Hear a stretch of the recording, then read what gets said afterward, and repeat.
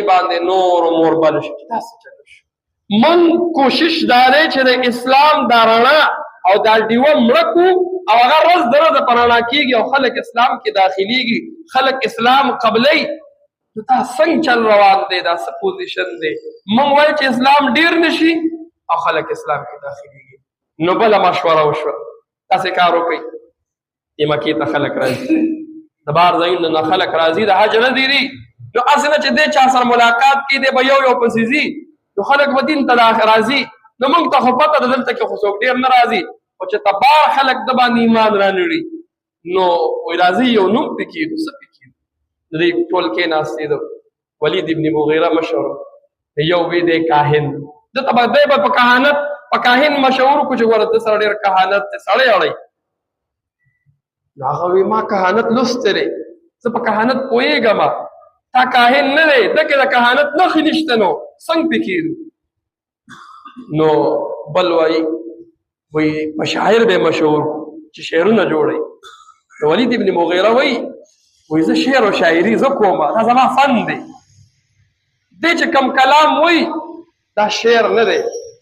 چې چا سره کینی دومره خپل جبه دا وسره چې چا سره دوه خبرې وکړه به د ملګری سو بل کس وای ساحر به وته وای جادوګر دی جادو تر باندې یو کې پوهیږي په پزان نه او د ملګری شي وای پزان به پوهې نه او هغه څه به پرې خو دی زوړ دین به پرې خو دی نوې دین به قبول کړی دی په خلکو جادو کوي نو خپلو کې ټولو کې صلاح وکړه وای په جادوګر په ساحر به مشهور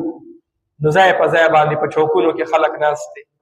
په کفارو د مشرکینو ملګری الته کې ناشته د چې څوک راځي ورته وایي ګورئ پام کوئ اجل راغلی اج عمره وکړئ او واپس ځئ وګوره دلته یو کس دی چې نوم یې محمد صلی الله علیه وسلم هغه سره ور ملاو نشي داسې ساحر دی کو سره ملاو شوي نو جادو سحر به در باندې کړی خپل پلار نیک دین به مو پرېښودی هغه سره مو ملاوي نو ځای په ځای باندې په چوکونو کې او په لارو کې د کفارو او د مشرکینو خلک ناست دي او ملاقاتونه کوي خلکو سره څه کوي ملاقاتونه کوي موږ د دین په نسبت ملاقات پکار دی او هغه وایي چې دین خور نشي نو په دې نسبت ملاقات پکار دی چې ملګری سیوا نشي یو ته وایي بل ته وایي الان کې د رسول الله د صداقت او د رسول الله د امانتدارۍ چرچا دا په ټولو عربو کې مشهوره وه دی کوشش ډېر کو